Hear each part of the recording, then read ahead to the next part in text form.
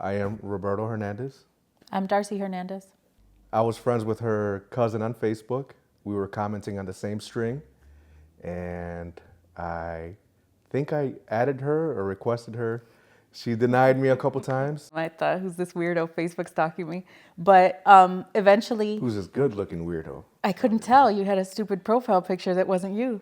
I think I had a bunny. Yeah, it was a big stuffed animal bunny, huge. Yeah, I finally accepted him, realizing we had mutual friends. And I'm like, okay, so if they're friends with him, maybe he's all right. Let's see. And we knew like all the same people, but had never met. And from that, we actually became friends. Finally, my job has me doing investigations all over the place. So I had one close to his house. And at that point, I was like, well, I'm right here. It's a beautiful day. I called him. I was like, hey, what are you doing? And he's like, just hanging out here. Some friends are over, sitting in back. I said, okay. So do you want to meet me? I'll go meet you today. He's like, yeah. And we literally sat in the backyard on the porch swing type things. We sat there for 4 hours talking, just straight talking. And it was awesome. And that was the beginning of our friendship, which then crazily turned into a relationship and now is a million kids and a marriage. We were dating before I went to prison. I mean, I was home on house arrest is when I met Darcie. So I was home almost 2 years, a little over 2 years, I think it was. And then I went to prison. So I came in not in the chaos of the life he was living, but in the chaos of fighting the case for the life that he lived. I was sentenced to 9 years, but here in Illinois, they do, some cases are at 50%. Mine was at 50%. Yeah, I did a little under 4.5. When we first met, there was no plan of a relationship with him beyond friendship. So when it developed into that, it caught me off guard. Because first off, he had 2 kids. So to me, that's more important than his court case, because we'll figure that out, right? But are we going to have a family together? Like, what is this going to look like? I don't want to be with somebody and play around with somebody and like they have kids and that affects their kids' lives. You know what I mean? If we're going to be together, we're going to be together and it's going to be for real. I was destined to do a lot of things in life, but one of them for sure was to be a wife and mother. I'm going to have kids, and to help him raise his kids is one thing, but to have my own kids with him and raise them as well is another. And that's something I wasn't willing to miss out on. She didn't want to be my girlfriend. She said, when you come home, I want to be your wife. Okay. Well, how do we do that? Well, this is what the game plan was. And obviously you argue and all that shit. Well, you stick to the game plan. Because my life was stopped. I worked, all the stuff you need to do continued. But social life, all that, and I was in my 20s, like I could have been out. I wasn't. I was not. All that stopped and got put on hold because of the commitment that I had with him. If my kids came to me and wanted to talk about their interest in dating someone who's about to go to prison, because it's different angles. So let's start with that one. Are they good to my kid? Do they treat them well? Are they good people? Are they trustworthy people? If they're a trash person, then definitely don't take this ride with them. They were trash anyway. You shouldn't be with them.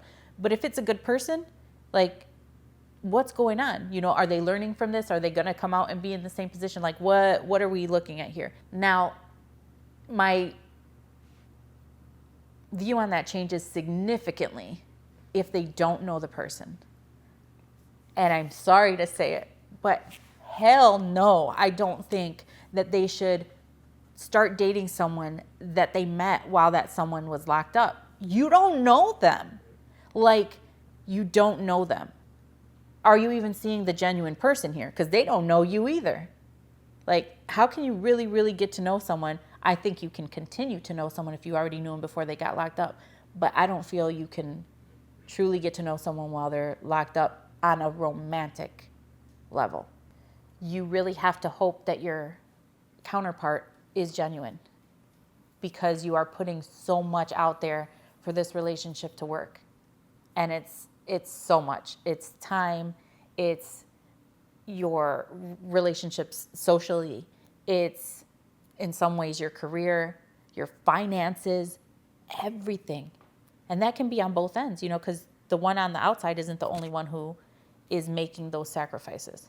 I ain't no snitch, but a lot of guys in there are scheming, man. They got these girlfriends. They have 5 girlfriends and they're getting money on the books and stuff like that. It's like, damn, that's me. If I was locked up doing that, like, man, I'm setting myself up for failure, man. But you know what? That's just like getting by in that moment. And I wasn't just trying to get by. I was trying to establish a life. You know, that I was in a predicament. I was locked up, but I was trying to live a life after being locked up. I didn't want to just get by in this moment and have all these write-outs and noodles and to play cards all day. I wasn't with that shit. That's not the way that I think. Except when he learned to play chess. I used to be a dog at playing chess. He missed many phone calls over chess. I'm like, if you don't get your ass off that chessboard, and in that phone line to call me at the time you're supposed to be calling me, we're gonna have problems. There's heaviness on you, like when you're the person receiving those calls, and this guilt that you have if you miss a call. Yeah. Like it doesn't matter what you're doing, it doesn't matter how important it was. You're looking over there sweating. You're like, oh my god, oh my god, oh my god, I'm gonna miss this call. When can he call me again? And it's a horrible, horrible feeling. There were times, several, that I cried because I missed his call, and it feels so stupid. I'm a grown-ass woman crying over a phone call where he ain't going to tell me shit anyway. Like, you know what I mean? I wanted chess again. But, you know, and then on the other end, you know, while I'm on the other end, you're like, what is she doing that she can't answer? I just called 3 times. Right.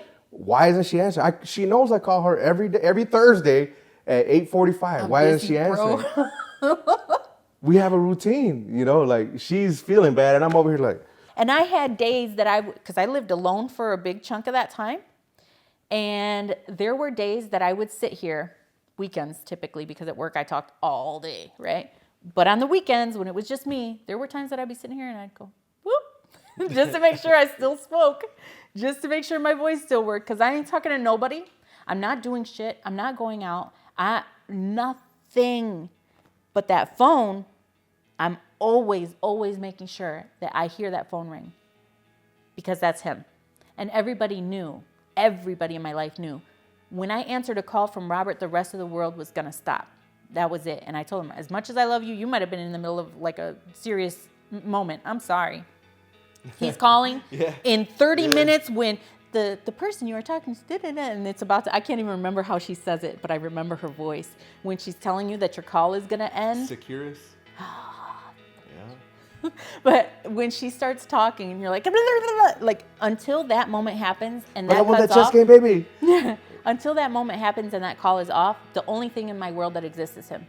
So now that he's home, and we do argue about this all the time, he gets really mad at me. Put your ringer on. Put it all the way up. Put the volume up. I don't want the ringer on. I don't want the ringer on. I don't want to hear a phone ring anymore. Get off me and leave me alone. I want him to call me. I think it's cute. But I don't want to be taken back to those moments.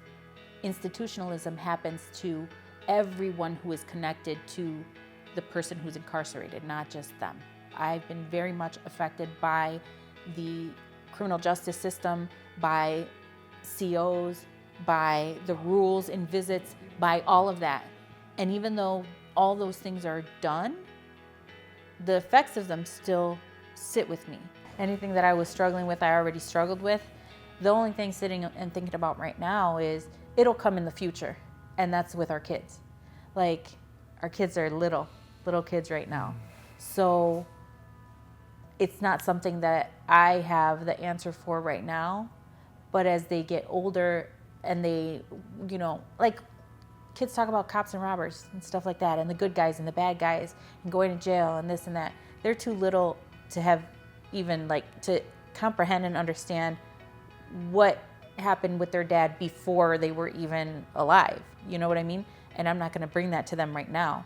But when they get older, they're going to know. We're going to talk to them about it. I'm not going to hide that from them. Some people are like, oh, say he was on vacation. Say this, say that. I don't believe in that. I believe someone's reality is their reality. We are going to tell them. When that time comes, we are going to talk to them. I know, like she said, some people say, you know, leave it out and don't mention that and all that. But I think it's an important part of my life. And also I can use that as a teaching tool for them somehow, some way. It sucked in the moment, man, but we're doing great right now. We talk about it all the time. We have a badass life. We have a dope-ass life. We're doing great. Our relationship is great. We have cool-ass kids. We're doing good. And all of that was needed. I think it was.